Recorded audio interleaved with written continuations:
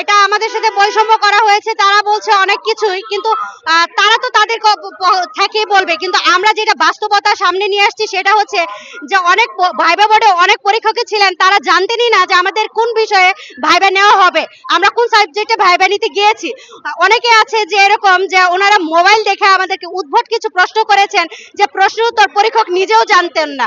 এভাবে আবার কাউকে দেখা গিয়েছে যে কোনো কোনো বোর্ডে কারো বাড়ি কোথায়, কারো কোন জেলা থেকে এসেছে, এমনকি কোন সাবজেক্টে পড়াশোনা করেছে, এই কথা বলে অনেককেই বিদায় দিয়েছে।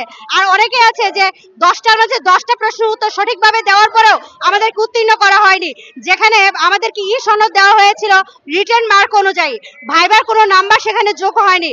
তাহলে আমাদের বৈষম্যের ব্যাপারটা তো উনারাই সামনে তুলে ধরেছেন, আমরা বাস্তবতাটাকে শুধু মুখে বলছি, আর উনারাই উনার দুর্নীতির আগে সামনে নিয়ে এসেছেন।